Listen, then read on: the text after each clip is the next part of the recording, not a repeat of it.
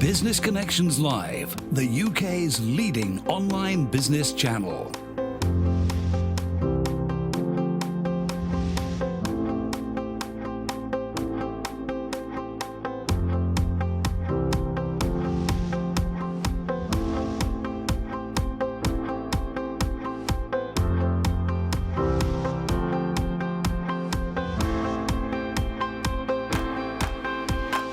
This is Business Connections Live with Steve Hyland.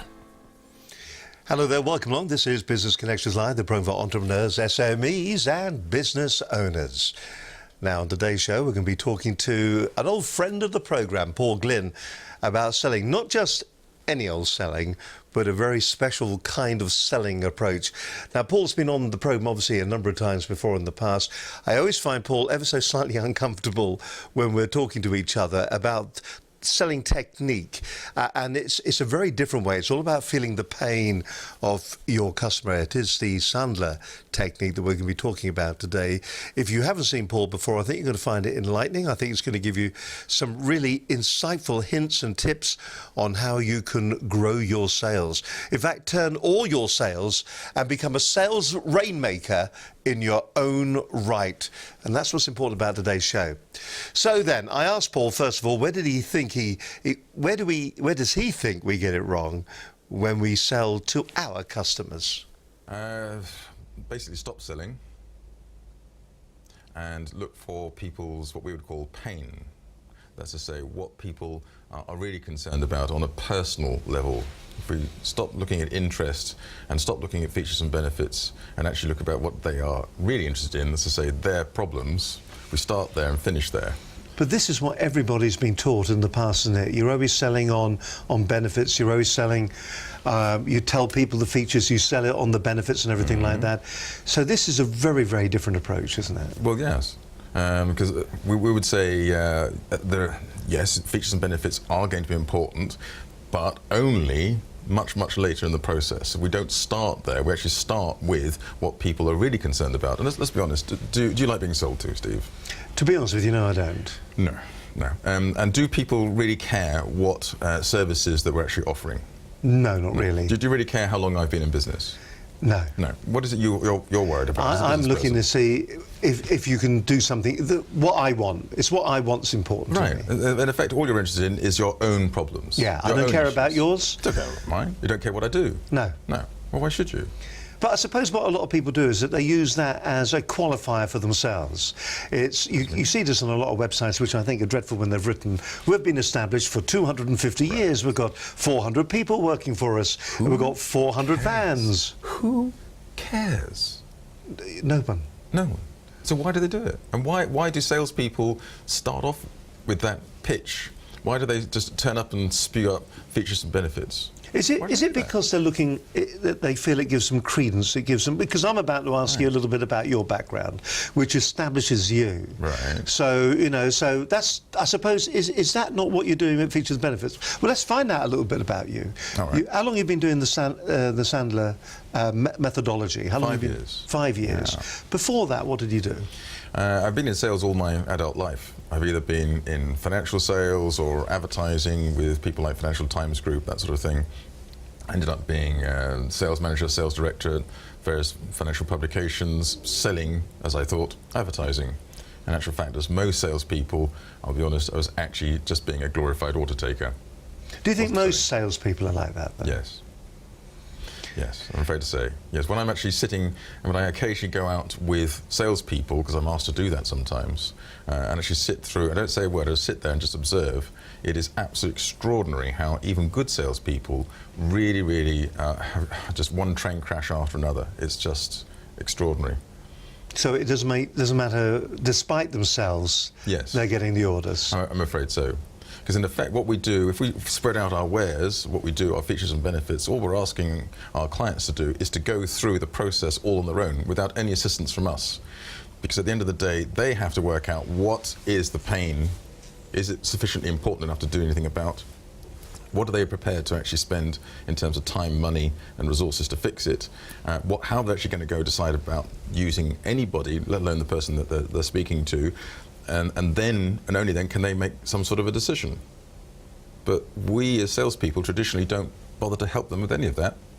But isn't it part of painting the picture? I'm not defending the different approaches, but what I'm saying, isn't describing and explaining the benefits, isn't that just painting the picture and placing the product in the mind's eye of the customer? But sorry, what product? Well, whatever you're selling. But what am I selling? I don't know. Because at the end of the day, I don't know, let's take the example of, say, a software company, right? It could be selling a package to do one thing, or it could be hosting, or it could be all sorts of different things that you might actually offer your particular client. So as far as your client's concerned, you are the hosting specialist, or you are the whatever it is specialist. We don't actually know what it is we're going to be selling to that particular prospect, that particular potential client. So how on earth do we know what it is we're selling? How can we do that? I understand. It's a question of, we start from what is the problem that we might be able to solve.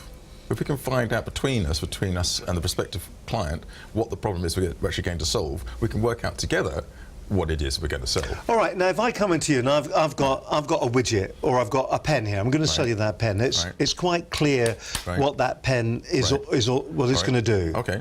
So I'm going to say to you, okay, so so what I'd like to do. The pen? You want me to sell you the pen? Well, I am. Okay. Yeah. All right. Okay. I'm going to ask you, do you need a pen? Yes, I need a pen. Do you? Why? So I can write in high-resolution graphics and do drawings. Well, hang on a minute. You're trying to tell me you haven't got a pen yet? I mean, you haven't got any pen outside of this office? You don't have any? No, I do have a pen. You do have, right, in that case, why do you want a pen from me? Because I like that. I like the white pens with the blue logos on. Oh, you like white pens? So as long as we can offer you lots of white pens with blue logos, what would you do with them? Do some writing with them and... You would you? Yeah. Oh, okay. So how much would you prepare to spend to have a whole load of those that you can use for all your company? I see what you're doing. So it's nearly question-led, isn't it? It's question-led. I mean, you've got to convince me that we're even in the right conversation, because at the moment I'm not convinced you need a pen.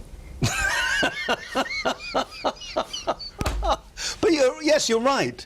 But so does that mean, though, that the emphasis of what you're trying to do is completely misdirected at times? You go in there and you're trying to sell something that the client perhaps doesn't even need. Right. What's the point of that? Particularly if we go in absolutely determined, I'm going to sell this pen. In actual fact, what you actually need is a whole fantastic solution that I actually have over here, which I haven't even thought you might need, because I haven't even bothered to find out. So I'm going to try and sell you a whole lot of cheap pens. You could have actually spent a fortune with me. How do I know? It's a very different approach, isn't it? Yes, it is. So, is it just a case then of opening the Pandora's box and allowing people's imagination to run a little bit more freer with what they're talking about? No, or is it engaging with the customer more? Totally engaging with the customer. We have to guide them, right? I can't just go in and say, "What do you want from me?" They quite often don't even know. Quite often, the problem that the prospect brings us is never the real problem anyway. Right? So it's between us. We're going to have to find out what the real problem is.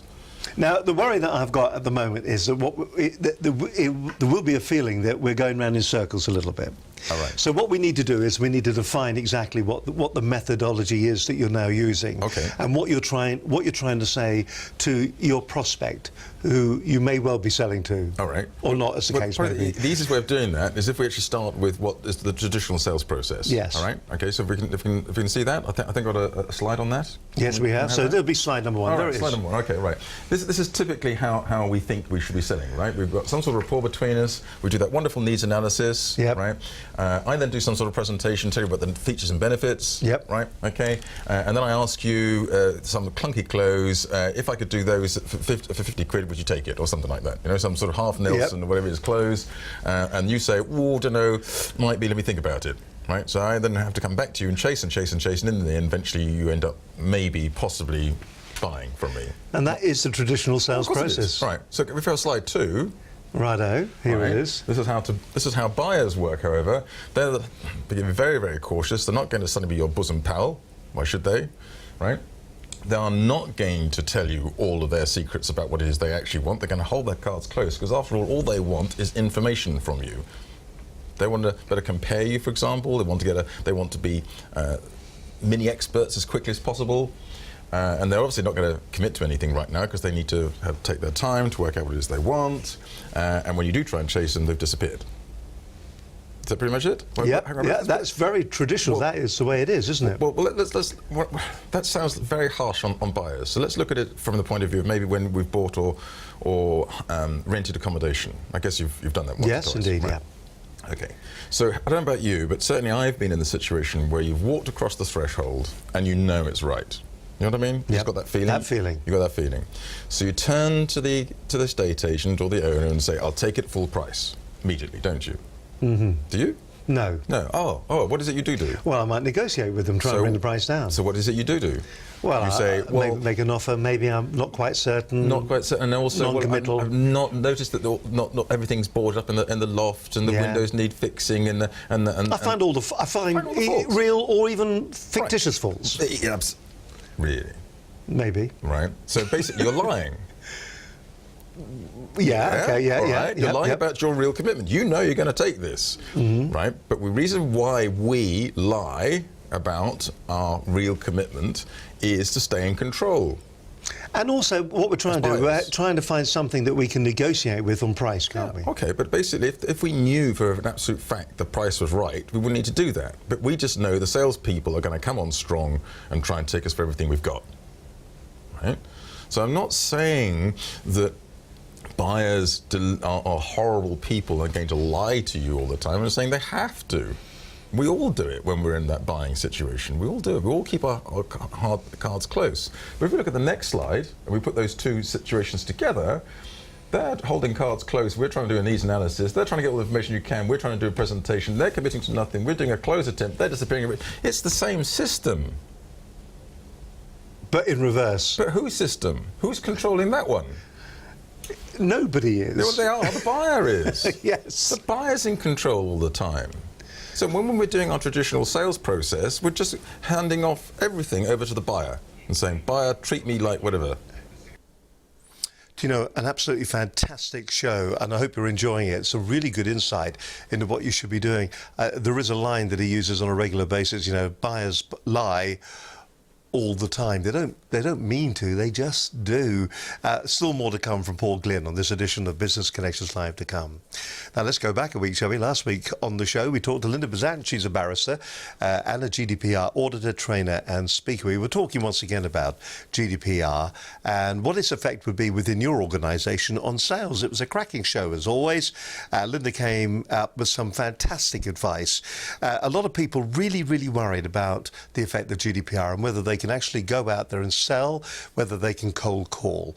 Hopefully this particular programme puts some of those fears to bed for you. So let's go back for a whole week and hear from Linda Bazant on last week's edition of Business Connections Live.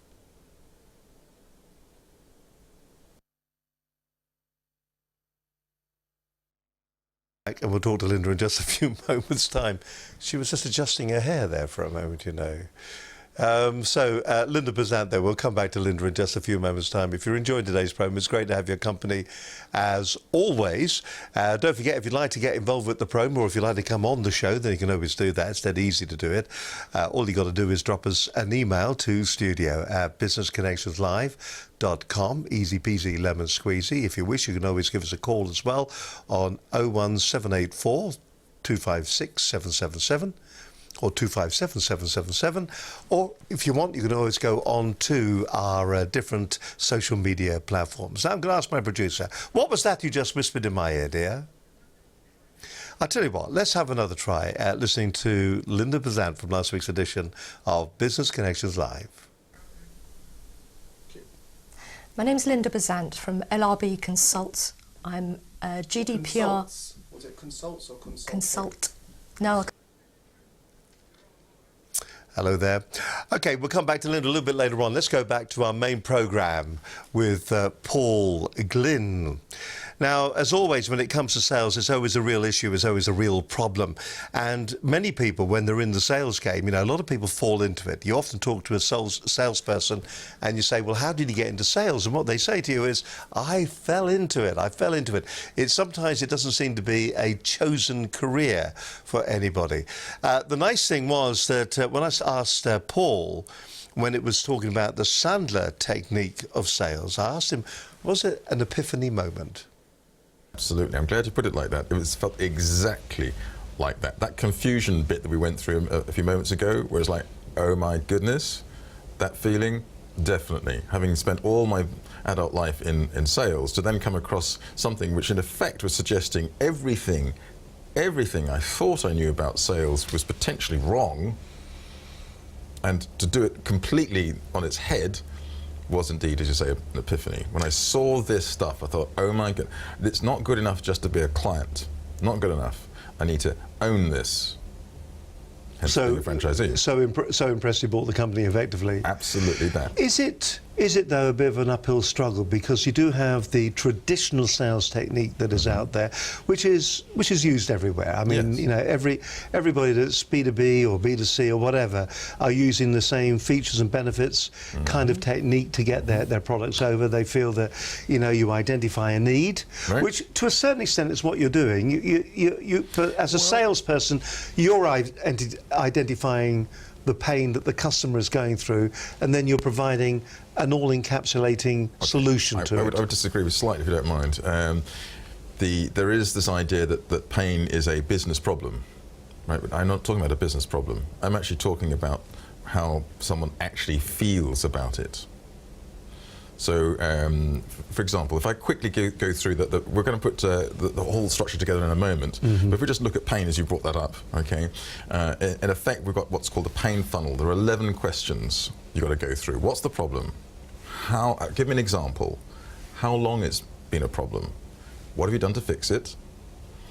Obviously, they haven't managed to fix it. There's still a problem, okay? How much is that actually costing you as a business, or you personally, in terms of time, money and resources? Now we've got a real situation, we've got a real live example. They're absolutely reliving this very annoying situation. And at the moment, we're still at a business level. It's a business level problem. But then we go one stage further and saying, how does that make you feel, the fact you're losing thousands of pounds over this? So it becomes personal at that point. yeah. Right, it gets personal. I'm only interested in it being personal. I'm not interested in the business problem.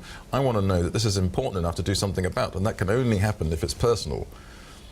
I say, okay, so you're feeling frustrated, worried, angry, annoyed that this is happening? Okay, so have you given up trying to do something about this? Absolutely not. Fine, so what do you want me to do about it? Well, that's why we're here. That's why we're having the discussion. Got it. But don't you feel at that point then that you're still going to go into some sort of sales process, the more traditional way at that point? Shall we go to the next slide so we can see how that fits together? All right, to then avoid that? we'll have a look at the next slide then. Is that all right? We can do that. There it Okay, is. thank you. As you see, it's a submarine. The idea of being a submarine is because it's unsinkable and it goes quite underneath the radar. And it's a 7-step process. Bonding and rapport, everyone knows what bonding and rapport is, I guess, but we would want to make sure we understand the kind of person we've got in front of us. Are they dominant, influencer, steady relator, cautious thinker, those different types of the character that we've been seeing before in previous programs? And also, are they visual, auditory, kinesthetic? How do we make sure we're speaking the right language, literally, to them? And then after that, we will look at upfront contracts. That's to say, we make sure we know what's going to happen in the meeting, right at the beginning, all the way through the meeting, before we've had the meeting. So you're in complete control then? But with the agreement of our prospect. So we'll say something like, how long have we got for this? We've got now, that's great, fantastic, thanks for that, I appreciate that. What is it that you actually need to get out of this hour? Well, I need to know about this, this, this and this, right? Makes sense? Basically, I'm going to have to ask some questions about the challenges you're facing, what it is you're prepared to do to fix those challenges, and how you'd go about even making a decision about this. And at the end of the meeting, we can then in a situation either to decide, I'm not a fit, because I can't help everybody, or we go forward and actually work out how we can help actually help you with a solution. Is that okay? And you get the agreement? And if I don't get the agreement, we don't go any further, obviously. But that seems a perfectly reasonable agenda. Yep, but now that seems to work. Right, they know the worst that's going to happen. The worst that's going to happen, we can actually work out now. Am I actually going to be asking for money from you at the end of this meeting? I can actually work that out with you before the meeting even starts. So they can relax. It's a bit like when you're going to the dentist.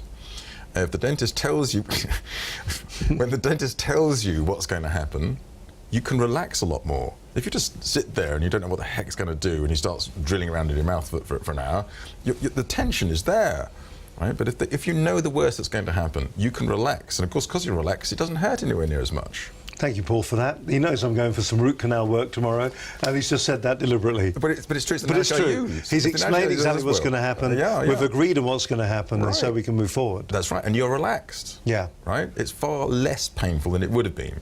Right? And then, of course, but right, painful. There's those pain questions. Yeah. Right? And you said, well, hang on a minute, once we've done the pain, aren't we then going to do some sort of presentation to prove that we can do it? Well, no, not really, because we still need to make sure that they're prepared to do what's required to solve the problem, not with us. Have they got the money, the willingness, the ability, the resources to fix the problem? Because if they haven't, what should we do? So really, we're looking for their commitment to resolve their issue. Right, not necessarily with us now. That's their issue, isn't it? It's their issue, it's always their issue. Right, and also we need the decision as well. The decision doesn't mean commitment to do this, it's how are they going to decide? Who else has got to be involved in this? Who's going to be affected? What criteria are you going to use? When are you going to make the decision? Where? What's got to be decided? All these questions are going to have to be answered. But a lot of these questions are, and I know there will be the traditional salespeople watching this. A lot of these questions are the qualifying questions that you would use in a traditional sales conversation. I mean, you know, the qualifying the need, qualifying the commitment that you do actually want it, making certain that you're the right person, that you're the person that can make the decision, all these kind of things, which you are qualifying anyway. So it's not 1,000 miles away. 1,000 miles away from the traditional sales technique. Isn't. You're right. Apart from, it is in the sense that we are in control of what's going on with the upfront contract, and we're looking at pain. We're not necessarily. How does I say this? I mean, usually, traditional salespeople, yes, they try and qualify the client, but they qualify it far too quickly, right? And they do it the wrong way round. They want to qualify the client and then present almost before they're qualified, is what I'm trying to say. They say, the reason I'm here is because we can do this, and for you. We're absolutely wonderful. Here's our presentation. Here's the brochure. Blah, blah, blah. By the way, is this something you could use? And then we start qualifying, which is all the wrong way around. Whereas what this is talking about is saying, hang on a second, wait. If we can work out why it is they would even want to have this solution, how they're actually feeling about it, it's no longer an intellectual interest. This is now really, really absolutely got to happen. So really, you're allowing them to. They are identifying their issue. We're helping them to identify the issue. Yes. They are qualifying that they have an issue for you themselves. Right. Yes. You are then helping them. Kind of using an NLP nearly technique there, where you're identifying it as personal pain and inconvenience. Yes. So you worked your way through all of that. So you've now actually identified that there is a need. Well, it's more than that. By this stage, they have understood. And they want a resolution. They want a resolution. And they've also understood, because of the way that we've done it, that there is only one person or one organisation that can help. Yours. Well, yeah. Why is that? Because we're the only ones that have actually bothered to actually find out what the real problem is. We haven't come in to solve a surface problem. We've actually worked out what the real issues are. Let's go back to the slide again, and so we got halfway through that. So the budget. So we're identifying budget now. Yes, their budget. What they're prepared to do to spend, not my price. I'm not interested in giving them a price. All right. Okay. So, for example, I had exactly this with one of my clients yesterday. They were telling me how they actually bothered to ask correctly, well, what would you be prepared to do to spend in order to fix the issues that we've identified? And they said £8,000. And my client almost fell off his chair. It was twice what he actually needed.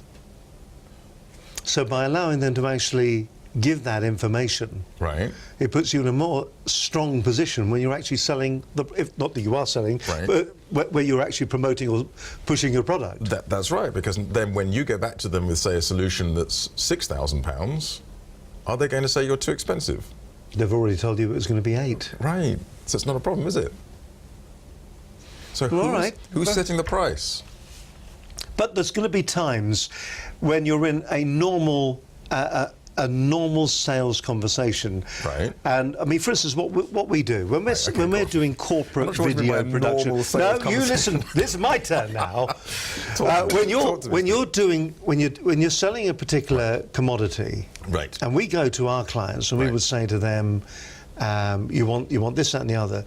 And we have to say, what is the budget? Because the budget, ours is as long as it needs to be. It's like a piece of elastic. That's it. The more you can achieve something that lasts 30 seconds, but you can film something that is 30 seconds in duration that costs millions of pounds. Right.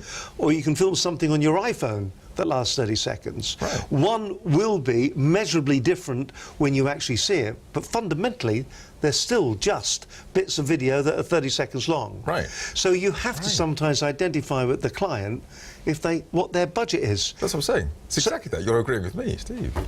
You didn't tell them what the price was. You said, OK, look, it can go from anything from pretty much nothing on an iPhone to millions of pounds. Where are we? What's your price? What price range are you talking about, Mr. Prospect? Well, we're only supposed to spend like a couple £100. You've got a problem, because to do something properly, you're probably talking, I don't know, a couple of thousand. But I guess you can't spend that. You just told me. Well, hang on a minute. Maybe we talk to me a bit further. You know, when I say a couple of £100, the board is prepared to go up to 1,000 if necessary. So, OK, well, let's see what we can do for 1,000. I'm not sure we can do anything that you will be happy with, but let's talk about it. At least we now know. That is fascinating, actually, because it is a psychology. Do you sometimes find that there are going to be people that, because you're doing it in a different way, are uncomfortable with the role that they're now taking? We've already said that the buyers have actually got a role. They're fulfilling their part in this bit-part play, aren't they? Yes. So they're fulfilling their part. You, as a salesperson, are fulfilling yours, and you walk in and you're reading a different script. Right. Does that sometimes knock them off kilter slightly, so that maybe they're slightly unprepared, or they just don't really get what's going on? OK, and I'm not sure why that's a problem. Well, I don't see it as a problem. Right, okay. I'm just sort of saying, does that sometimes happen? Is that the uncomfortable moment? Well, it's not uncomfortable, in actual fact. What's uncomfortable, the reason why this looks uncomfortable, by the way, is because we're trying to suggest that people should sell in a different way. That's the uncomfortable bit. For the buyer, it's not uncomfortable at all. What this actually, I know we're being very analytical right now, but what it actually comes across as is a business conversation. That's all. Right? A very comfortable business conversation at exactly the speed that the buyer needs. You know, it really is a real insight into how we perceive buyers when we go in there. You know, we go into maybe to do a sales presentation, you step back for a moment, and what's going through your mind? I mean, a lot of us just want to blurb out all the information. We want to go on about features and features and features and benefits, and we seem to just stop listening, and really we should leave it more in the control of the buyer's hands. What's that old expression? We have 2 ears and 1 mouth, and we should use them in that ratio when we are selling. Very, very interesting. Paul Glynn, our guest of the day's edition of Business Connections Live. Right then, for the 3rd time, let's go back to last week's programme and listen to Linda Besant. And how does GDPR affect you when you and your team are out there selling? Let's have a look at the programme.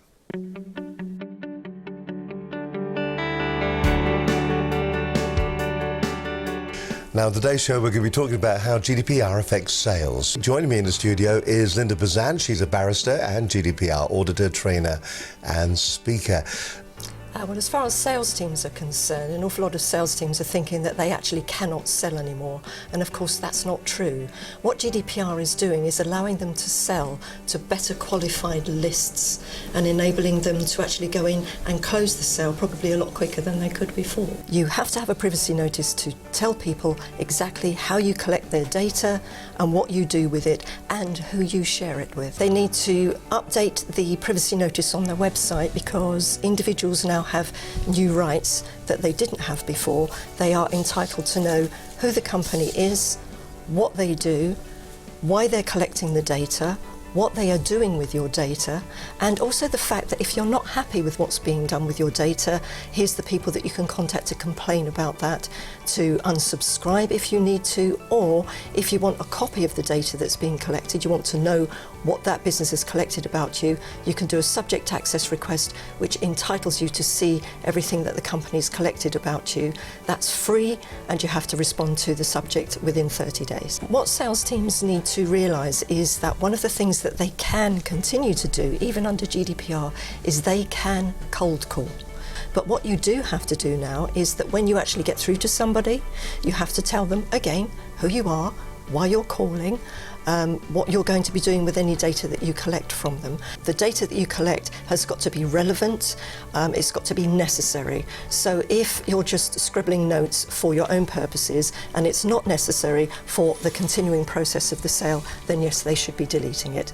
If you are taking the information off of a corporate website to give them a call about the product that you are selling because you firmly believe that it's a legitimate business reason for you to call them about your product because it is something that that business could benefit from, that's fine if you are calling. But if you're scraping that website for the email address to put into a CRM system, that is a big no-no. The email is there for people to contact them and to ask for information from them, not to give them marketing information. That's the purpose of the email on someone's web address. But the additional thing about the telephone number on a web address is that you also have to, if you are scraping telephone numbers to call, you must check with the telephone preference service and the corporate telephone preference service to make sure that these people have not already said, we do not want to receive marketing calls on this telephone number. You take the business card, you can either phone or email the person afterwards, a personal email to them to say, it was good to meet you today, here's what we discussed, here's the information that I promised you had sent to you. I would like to include you in our CRM system. Could you please confirm that I have your consent to do so? If they come back with the consent, it can go in the CRM. You must have their consent before you upload things into your CRM system. A business email, if it's got your name on it, still means that you are an individual. And yes, you can contact that person at that business, that's fine, but that person, as a person, regardless of the fact that they have the affixed business name at the end, also has the right to come back to you and say, stop contacting me, please unsubscribe my email address from your CRM system. I'm Linda Bazant, I'm a barrister and GDPR auditor, trainer and speaker, and today we've been talking about how GDPR affects your sales teams. In summary, by looking at the most common sales activities, it's possible to understand the do's and the don'ts to get your sales team GDPR ready. On cold calling, you can make phone calls, but always follow up with an email telling people the purpose of the call, what you agreed during the call, and while you're following up via an email, but making sure in your email that you've got that unsubscribe button in there, and of course the link to your privacy policy. With regard to referrals and so on, you can take on referrals, business cards and so on, but once again, contact the person. It was great to meet you. Here's what we do. Here's what I'd like to talk to you about. I'd like your permission to continue to keep sending information to you. And if you need to unsubscribe at the bottom of the email and the privacy notice once again. Social media selling, it's a huge tool.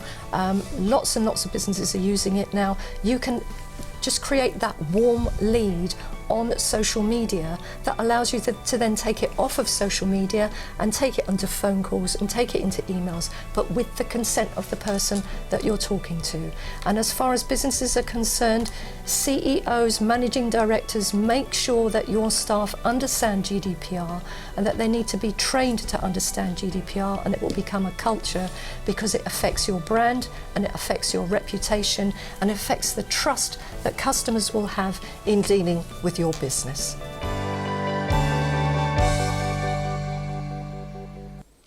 Just a terrific show last week, and if you have missed it, then really, truly do go back and have a look at it. A lot of people, as I said earlier on, are a little bit worried about how GDPR is going to affect their sales force, and Linda takes time out to actually explain to you. And also, while we're talking about things that we're producing here at the moment, just a quickie, this is now available from us as well. You can go onto Amazon and download this.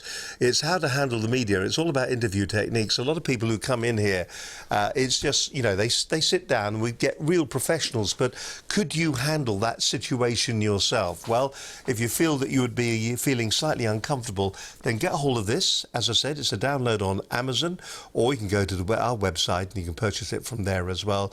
But it gives you the interview techniques for both television, radio and the press as well.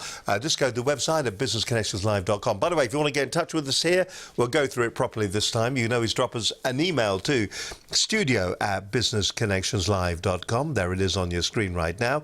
You can always pick up the phone and give us a call. We do a lot of media training here. We've got a number of media training courses coming up over the next 3 months, in fact. If you'd like a media training course for your sales team, for your chief execs or whatever, we've got different levels, different kinds, then all you got to do is pick the phone up, have a word. 01784 256 777 is our telephone number. Also, you can watch all the programmes, or you can leave comments on the programmes by going to our Facebook page. That's easy to do as well, and you'll find all the programmes there. And there you go, facebook.com, Business Connections Live. But the best place to actually go is to our website, and our website, of course, is businessconnectionslive.com, and you'll find over 300 hours of great business advice there to turn your business around, to grow your business, for sales techniques, social media, how to raise funds. We talk about Brexit. We talk about a whole range of different things there on the website. So simply go along to businessconnectionslive.com. Okay, back to today's programme, where we're talking about sales techniques once again.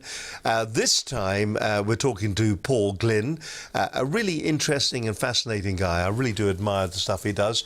He works as a franchise for Sandler, and it is a very different kind of sales technique. You'll have some salespeople who say, we know features and benefits. You'll have others that are more, they sit there, they say, let the customer close. I did ask Paul on the interview, does his particular technique work for everyone? I have to admit, my clients are typically B2B, but there's no reason why it shouldn't be used in the retail marketplace at all. No. In fact, having said that, one of my clients is actually in the car hire business. It's very much B2C, and indeed, when they call in, the very first question should be, okay, you're wanting to hire a van. Can I ask what the purpose of the hire is? You can't just assume that the person phoning in has actually got it right. So if that was the case then, so what difference does that make? Surely what you're trying to do is just hire a vehicle. Right. So I love the way you say that. Right. Right. As if I'm a fool. No, I'm listening. I'm trying to take on board what you're saying. Right. We phone in. You're a car hire company. Right. Okay. I phone in and I go, I want to hire a car. Okay. Right. Yeah. I want to hire a car. How many people are going in the party? Well, I just want to hire a car. Oh, okay. 4 people. 4 people. Okay, that's good. Okay, right. So obviously we need 4 seats, and you've got some luggage as well. Are you going far, or? So you're looking at then as an opportunity to sort of say, is it a bigger car you need? You can advise and sell up. Well, yes. For example, I don't know why we got into car hire. It was my fault. Sorry. You can hire a car for 8 people, right? An 8-seater, right? So that's great. You've got 8 people going out to Edinburgh. Right. So you hire this van, this mini thing, whatever it is, right? This people mover, and they're standing outside this 8-seater with all their luggage. What happens? They can't get the luggage in. Yes. Why not? Because it's only 8 seats. It doesn't have any space for luggage.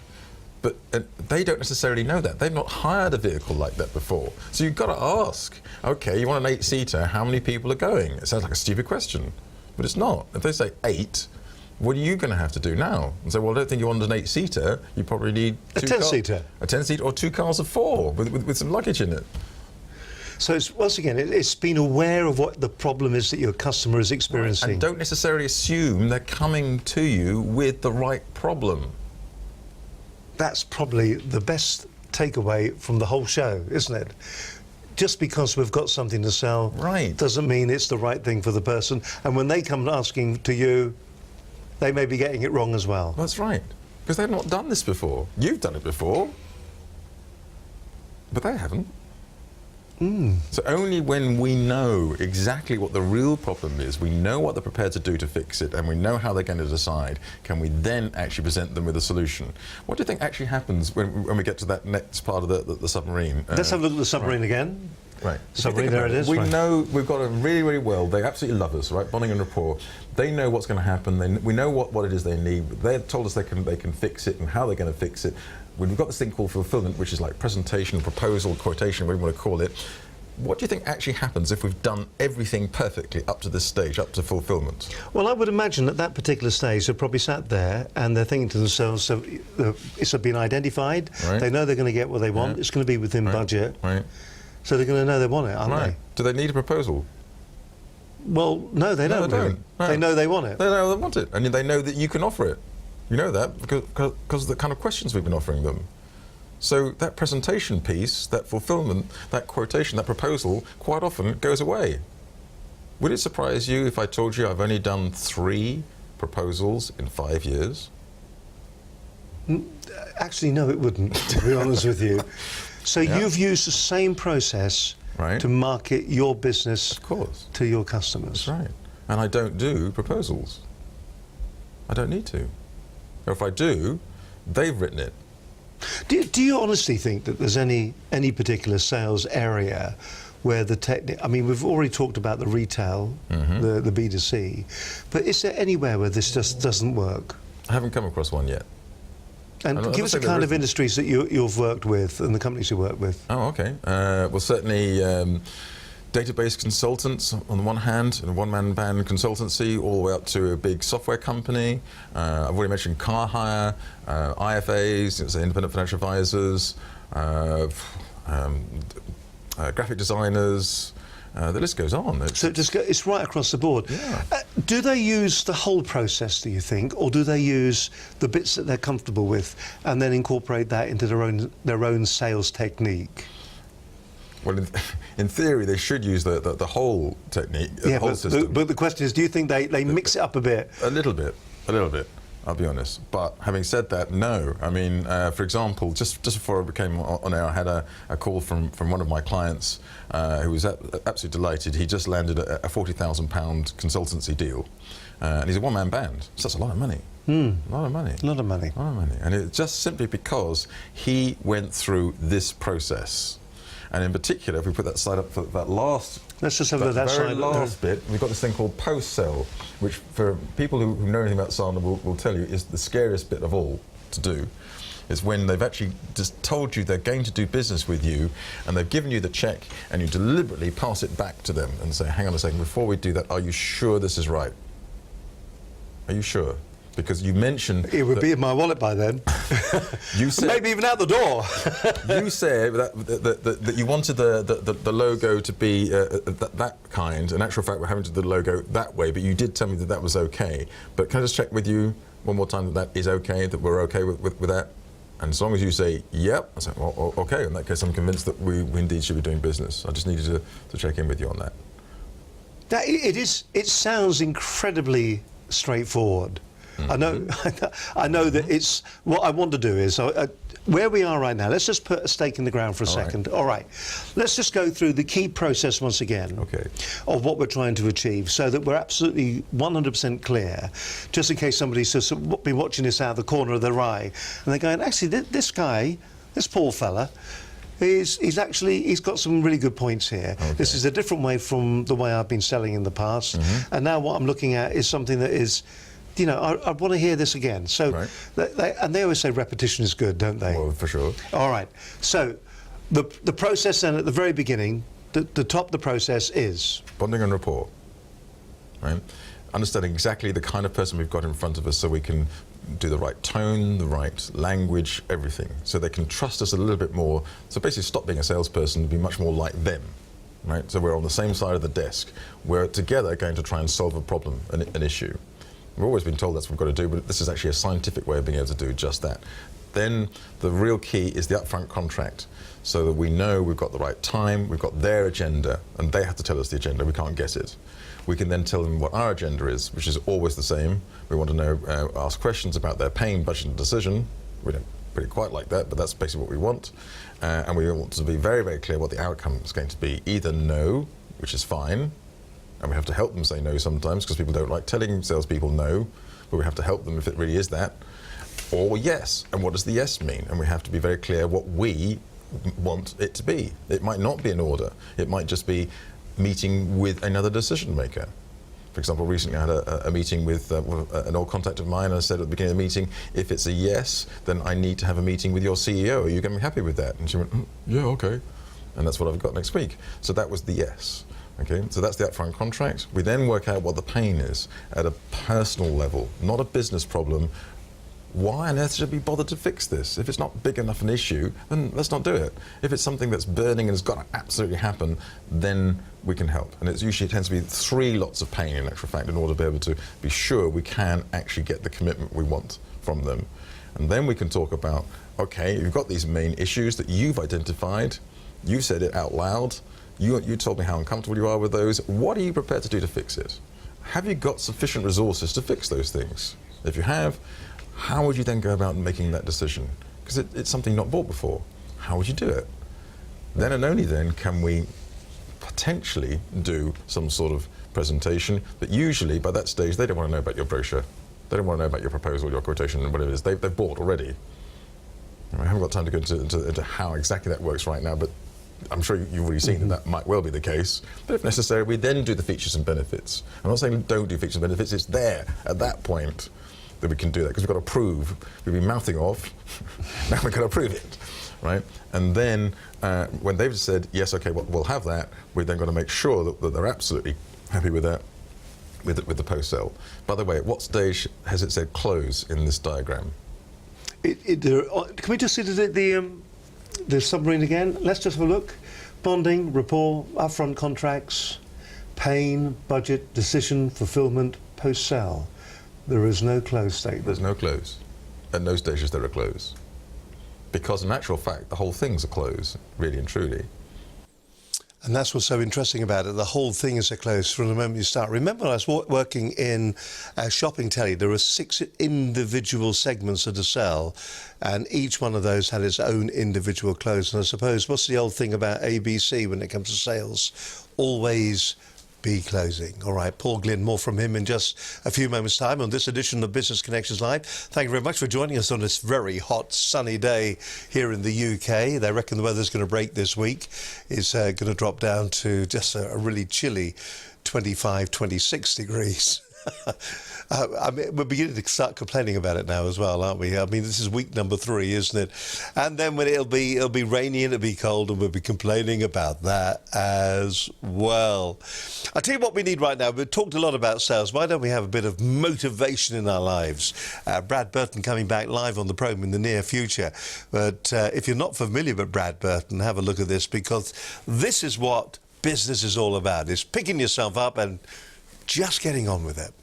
How are you doing? My name is Brad Burton. I'm Managing Director of 4 Network, and I'm also author of 3 wonderfully offensively titled books. Well, 2 of them are, including the great book called Get Off Your Ass. Are they any good? Go on Amazon and you'll find out that that is the highest rated and reviewed business book on Amazon. Genuinely, I'm not a stick as a look. Thought number 1, stop listening to Radio 4 in the mornings. Okay, you know, I would rather be uninformed and happy than informed and miserable. There's going to be wars going on and things happening around the world, you know, that you've got no impact over. Concentrate on stuff that you have an impact over. Primarily, your life. If you've got a plan B, it's because you do not believe in your plan A. Think about that for a second. If you've got a plan B, it's because you do not believe in your plan A. And if you don't believe in your plan A, don't get frustrated in a business capacity. If you go to meet people and you're sitting down there and they don't 100% believe in something that you don't 100% believe in, so do not have a plan B. Have a plan A, or move your plan B into a plan A, but have one. Because if you've got a plan B, it's because you do not believe in your plan A. And the final thing, and I've been banging this on throughout this entire interview, is this. Spend 100% of your time being 100% of you. And if people don't like you for being you, next. Love it. Some great advice there. Stop listening to Radio 4. And if you've got a plan B, it's because you don't believe in your plan A. Brad Burton's going to be on the programme in the near future. We look forward to having him on the show. He's always great sport, good fun. If you've seen Brad do any motivational or public speaking, then you'll know that he is well worth an hour of anybody's time. He'll be on the show in the near future. Back to the programme in hand today. We're talking to Paul Glynn from Sandler. I asked Paul, actually, to tell me a little bit more about Sandler. Okay. Well, Sandler, David H. Sandler, was an American who was actually figuring out that it was very, very hard to sell. He wasn't particularly successful at the selling stuff. And he said, well, wouldn't it be nice if the client, the prospective client, did most of the work, you know, rather than, so I didn't have to work so hard, you know. And he looked into what was then quite a new human psychology theory called transaction analysis. So he worked with the transaction analysis people and figured out that there was actually a way of being able to make that into a sales process. And in fact, working with our natural suspicion, if you like, and putting that with NLP, neuro-linguistic programming, we always go back to that, I know, and putting those things together, he actually worked out for himself a process that he could follow that seemed to work. It got developed as time went on, and it worked so well that it ended up being something that he was able to actually franchise out.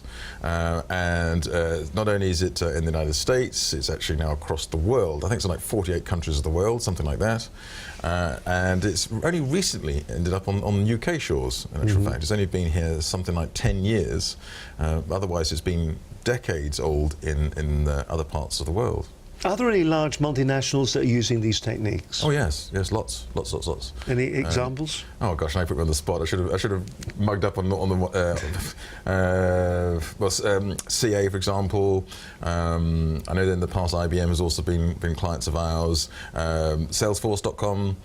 These are all. So I mean, it's top brands then, isn't it? Oh, yes. It's blue chip organisations or whatever around the world that have been using this technique. For example, yeah. So yes, top brands across the world, absolutely, and yet also one-man bands, all the way down to one-man. That consultant I explained who won his £40,000 contract is a one-man band. So it works at all levels. What are the biggest resistances that you get when you're? Do they already know that they want to use the process and the techniques? Or when they come to you, I mean, when you stand up and you do some public speaking, do people go, what's he talking about? He doesn't know what he's talking about. I don't think so. I think it's more a question of, if we're talking about a relatively small organisation, it's the pain. Is there sufficient reason to actually change everything we do? Are we really going to put all our commercial team through all of this and really change? Because it is very, very uncomfortable. So there's got to be a big enough reason to actually want to do it, to be honest, because this is a slow process. If we've been learning bad habits, for example, how long does it take to get out of a bad habit? If you're doing driving, for example, you slipped into bad habits, how long does it take to get new, good driving habits and never fall back into the old ones? Well, you were saying to me before we started about it's a bit like learning a new language. Thank you, yes. And that could be, you're up to A level a couple of years, then off to university, whatever. That's so right. In the end, it could be maybe 6-7 years to learn a language. Indeed it could. But to learn the grammar, before we completely frighten everybody off, to learn the grammar of a language, if all you did was sit down and just do the grammar with worked examples so you can actually understand how it all fits together, that would probably take, I don't know, between 10, 12, 16 hours, something like that, and you could get it. You could at least get it to the point where you could start using it in some degree. And that's exactly how long it takes with us. It takes that kind of length of time to just sit down and explain, rather than the short time we've had together, to really understand why on earth should that work, and how can you make it work? How can you actually do it? Is it important to know why it works, if it works? I mean, you said that there are 11 questions that you ask. On the pain section. Is there more to it than that, then? There'll be lots of sub-questions after those 11. So really what this is the top end of a funnel. I mean, I'd hate anyone to be thinking that, ask those 11 questions and you're there. Well, it could be. Okay, because one of the things that we're asked, are salespeople born or made? Do you need to be good communicator? Do you need to be a salesperson in order to be able to use this stuff? Well, let me give an example of a young man who was setting up on his own business and very, very quiet. I mean, the most uncommunicative person you've ever met in your entire life. The most unemotional person you've ever met. And sometimes when he was in my training, I would wonder whether I'd lost him because he wouldn't say anything all week, right? But he did just those 11 questions and would get business again and again and again. He didn't have to get emotional about the answers, but his clients were getting very emotional about the answers. And he absolutely loved it. It was a process he could follow. Ding, ding, ding, ding, ding, ding, ding. Done. Next. I'm being very quiet because I'm finding it absolutely fascinating.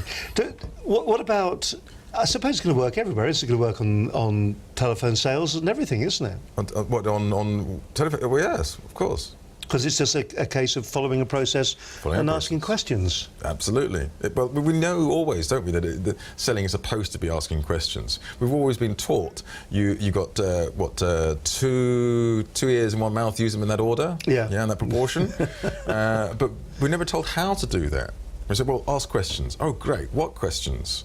But this process actually gives us a whole series of questions that we need to get ticked before we can move on. And that might sound as if it's very mechanical, but it's not, because if you think about it, we're actually asking our prospect, our new client to relive or to live with us their real life, their issues, to get really impassioned about what's happening in their world. We're not trying to be arm's length and say, I've got something that might help you or you might be interested in. I'm not interested in interested. I'm interested to know what's really passionate about them and what's going on in their world.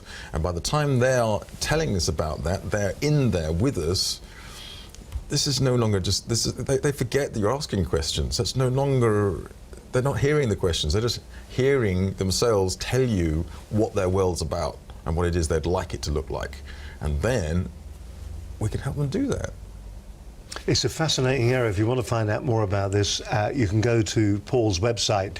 There's a whole host of information sitting there. There's even a white paper that you can download as well, which is going to help you with how to use LinkedIn. I've got the website here, and you'll just see that there's all sorts of different information. Discover the 10 ways you can use LinkedIn to prosper more effectively. And also on the website, he's got some introductory videos down here as well, for that matter. There are no bad prospects, only bad salespeople. I guess that's what that is. Yep. And what's the other one here? Sell today, educate tomorrow. And why should you consider Sandler? Rule number 3. What's rule number 3? Rule number 3: no mind reading. You've got to go to the website just to find out what he's talking about, haven't you? It's a cracking idea. Listen, if you found it uncomfortable and you've been sitting there and you've been thinking to yourself, do you know that? It's just so different. When we were talking a few weeks ago to Antonio Falco, who is a traditional salesperson, I mean, what he was saying, that what you're looking for, of course, when you're doing networking and all the rest of it, you're looking for that appointment. And then when you've got the appointment, you're in there and you've got the opportunity to talk. He did say this, actually, because I said it's features and benefits. And he said, no, it's not. It's not that. He did say that. He did say that, didn't he? See, I do listen. And that took me back then. That was the first time I'd heard a professional salesperson saying it's not all about features and benefits. There's something more. Call it what you want to call it. I mean, call it the Sandler technique, or call it maybe an inert technique that some people have.